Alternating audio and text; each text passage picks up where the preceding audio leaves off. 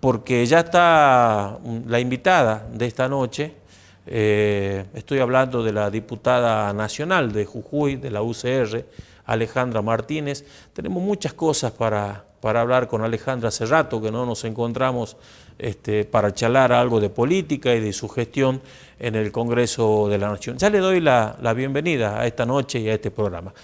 ¿Cómo estás, Alejandra? Un gusto, gracias por aceptar la invitación. Un gusto para mí venir a visitarte, César, y saludar, por supuesto, a toda la audiencia del programa, decirles que estoy aquí a disposición para contarles del trabajo que vengo desarrollando y que, por supuesto, venimos desarrollando como gobierno de Jujuy. ¿Qué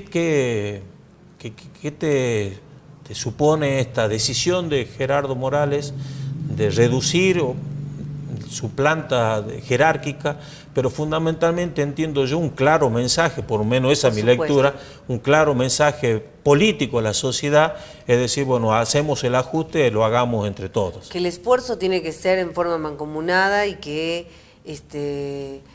en una situación compleja como la que estamos atravesando, que va a pasar, no tengo ninguna duda, ojalá que sea cuanto antes, por supuesto, es necesario dar también estas señales, de manera tal que comparto plenamente la decisión del gobernador y creo también que es un gran esfuerzo porque sé que hay un equipo comprometido. Hoy estuve en alguno de los ministerios y por supuesto que uno lamenta también que haya gente muy valiosa, ¿no?, que de pronto vaya a dar un paso al costado en algunos casos y en otros reacomodarse y comprender también la situación y pensar que el esfuerzo tiene que ser común. No, sin duda. Yo creo que en estas situaciones, si vos estás comprometido con el proyecto, si estás comprometido con esta mirada de Jujuy, viste, los títulos honoríficos también, obviamente capaz que te repercute en el bolsillo, esto nadie, no soy inocente en esto, pero me parece que hay que priorizar un poco la situación que están viviendo todos los jujeños y me parece que este es el mensaje que el gobernador está mandando a la sociedad, ¿no? Así es. Así que, bueno, me parece que es importante, es una medida de las tantas que tienen que tomarse. Había cuestiones relativas a su gabinete en particular y muchas otras medidas, fundamentalmente destinadas directamente a la gente, como por ejemplo la que tiene que ver con ese plan de contingencia. ¿No? Sabemos que hay que hacer esfuerzos, pero que quienes deben hacerlo en primera instancia son los sectores que tienen mayor poder adquisitivo, para que lo que siempre esté protegido sea la situación de las personas que se encuentran con necesidades básicas insatisfechas, en situación de vulnerabilidad. Vos sabés que yo lo comenté, creo que en un editorial, cuando lo más duro de la crisis nacional, salió el gobernador de Jujuy y más allá de que sabemos que tiene un acompañamiento hacia el presidente, pero salió a marcar la cancha, dijo, bueno muchachos, es tiempo que el esfuerzo lo hagamos todos, hay que parar y hay que volver a las retenciones. Y esto lo comentamos acá, lo comenté, porque entendía que esto también era un mensaje político de alguien importante en la política de Cambiemos a nivel nacional, porque no es decirle, sí, Mauricio, está todo bien, sino, bueno, el esfuerzo lo hagamos todo y, bueno, en este caso también la gente del agroexportadora, digamos. Por supuesto, y ojalá lo hubieran escuchado antes. Yo creo que el presidente, fiel a una decisión que había tomado ya hace mucho tiempo, le parecía que era todo un retroceso el tema de las retenciones.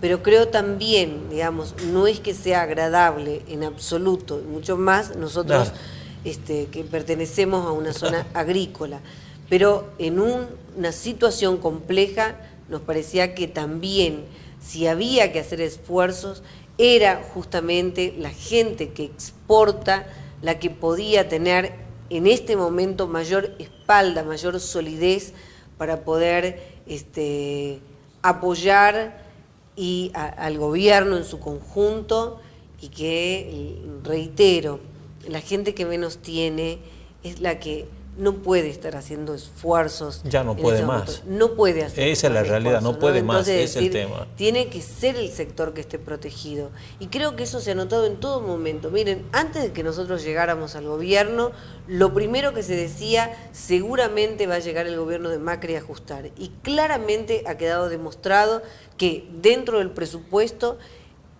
todo lo relativo a el gasto social, que asciende a un 75% aproximadamente del presupuesto, está hecho pensando en que la clase que menos tiene es la que debe ser protegida. Y uno analiza el presupuesto 2019 que ha llegado hoy al Congreso de la Nación y uno nota también que hay un crecimiento de un 60% en los recursos que van a estar destinados a todo lo social, ¿no? Y a mantener todo lo que está vinculado, y hay un crecimiento también vinculado al tema de pensiones y jubilaciones. Claro está el mensaje aquí, que son los sectores que más sufren los cimbronazos los que tienen que estar preservados. Es decir, que ahí no va a haber ningún tipo de recorte como tiene que ser.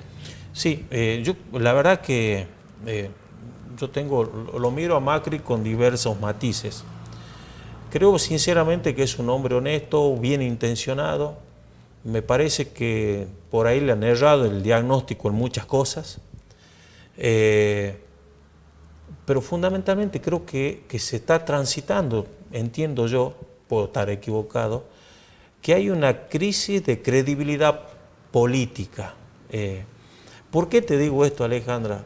Porque hoy cuando yo veía la presentación del presupuesto 2019, que Dios quiera que se puedan lograr esos valores de la inflación del 23%, del dólar a 40,10, que estas partidas presupuestarias, es cierto lo que vos dices, sí, que se incrementa todo lo que tiene que ver con la universidad pública, ciencia y tecnología, en la parte social, eso es cierto, está planteado por lo menos en la información periodística que nos va llegando, pero hay, ¿qué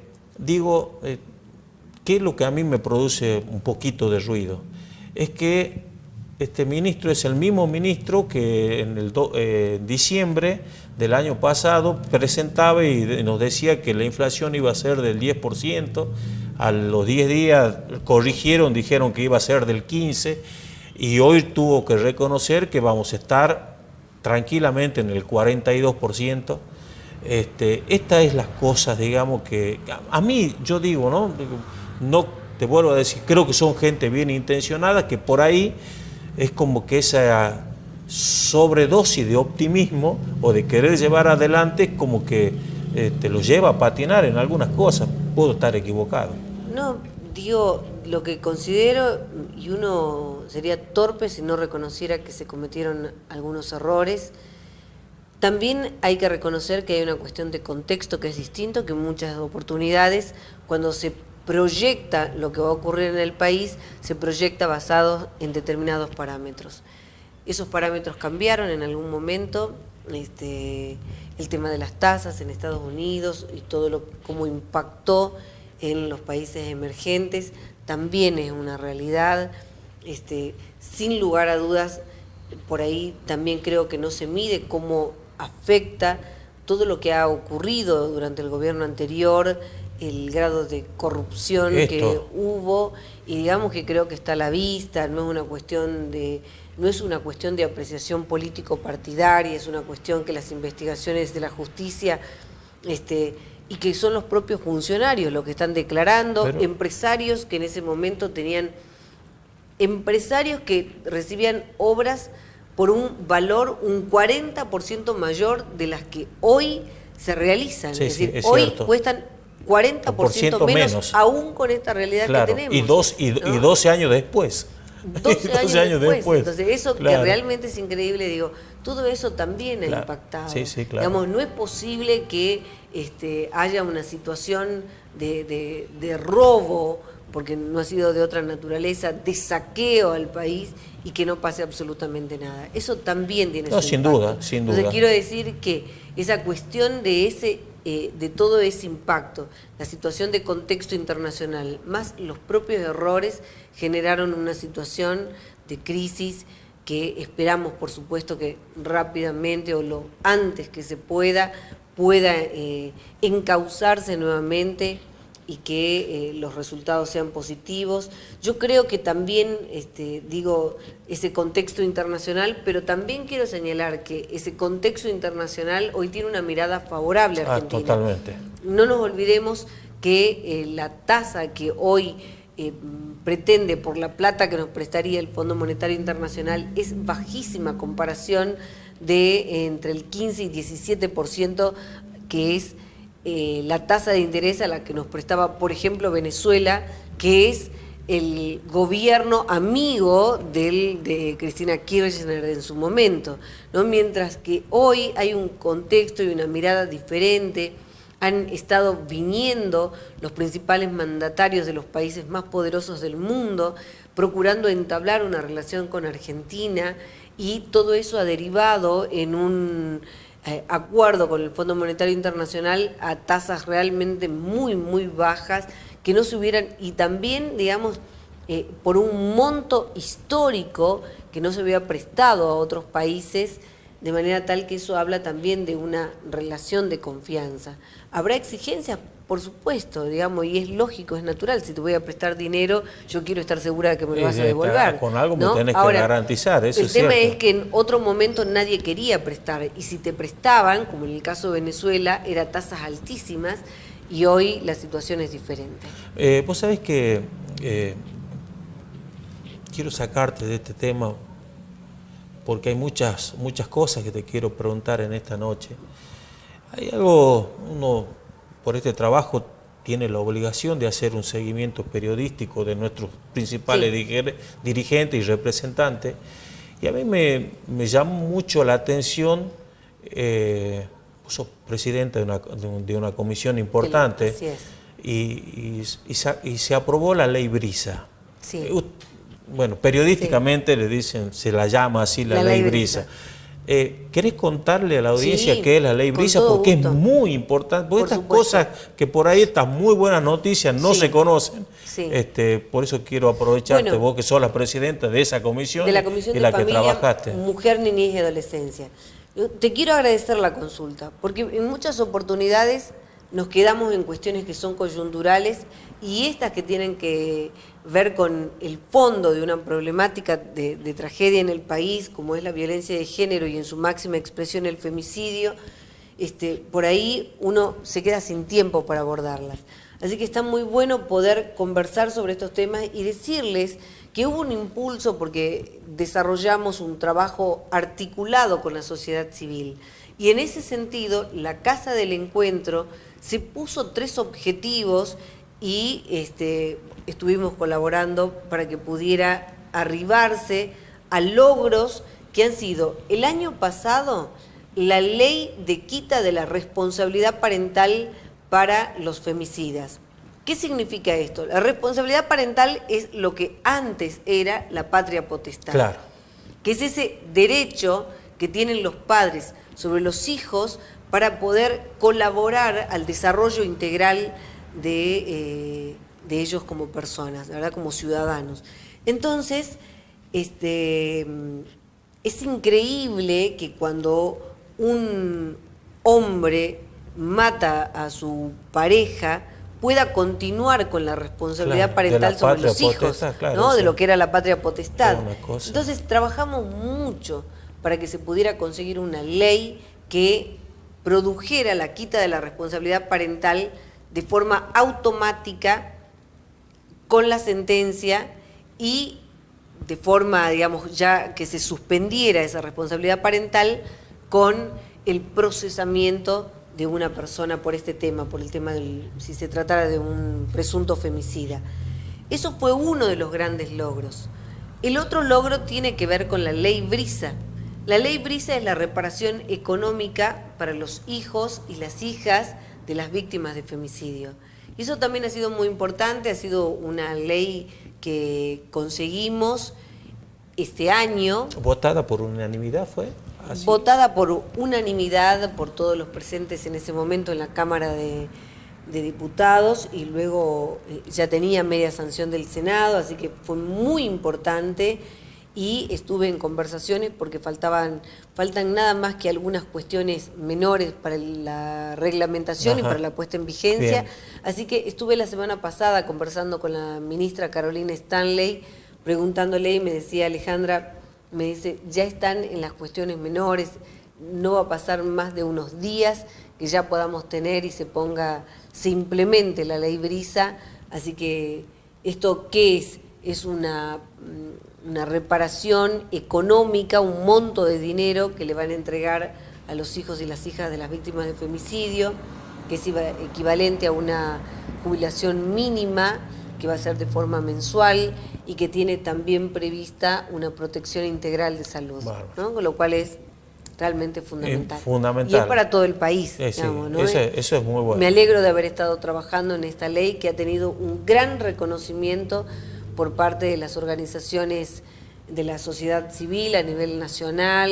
Me han llegado reconocimientos por parte de mucha gente del país. Vos sabés que en este programa, hace varias noches, como yo te decía, uno tiene la obligación de hacer un seguimiento del trabajo que hacen ustedes, digamos, y creo que Jujuy, se lo decía a la diputada nacional Gabriela Burgos, en ustedes hay una buena representación en el sentido de esta insistencia en el tema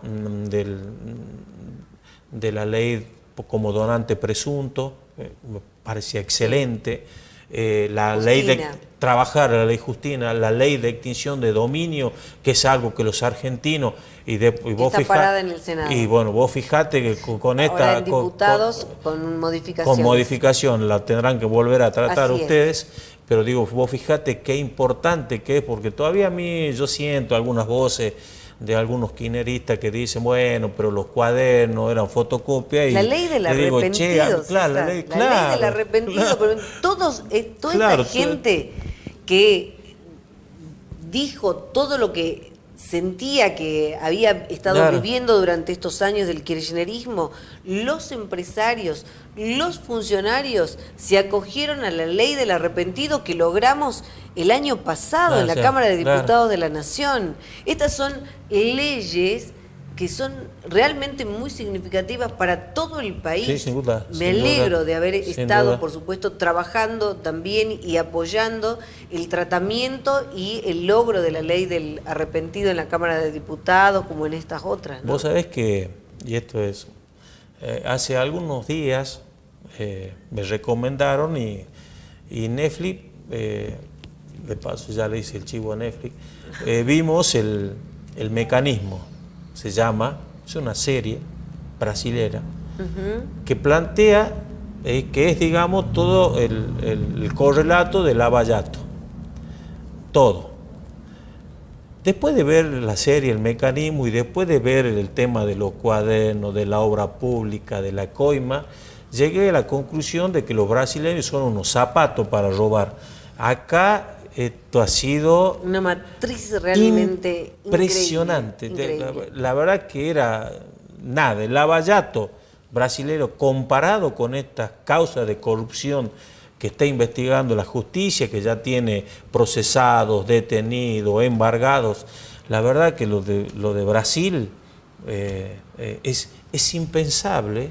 Esto es lo que yo digo por ahí como sociedad, que al expresidente Lula, por una causa colateral de este Lava Jato, así esté detenido, y acá tengamos una expresidenta, no me importa ni su condición de género, porque esto no es una cuestión de género, esto es una cuestión de hecho delictivo o no delictivo. Totalmente. Con todas las pruebas que hay, digo, ¿cómo puede ser que todavía el Senado, fundamentalmente, que es donde tiene que acelerar estas cosas? Ocurre que nosotros logramos esta ley en la Cámara de Diputados, luego esta ley pasa al Senado, no querían sacarla, hubo una gran presión popular para que eso, digamos, finalmente se lograra, que se expidiera la Cámara de Senadores, le hacen modificaciones que significan muchas restricciones a la ley como nosotros la planteamos,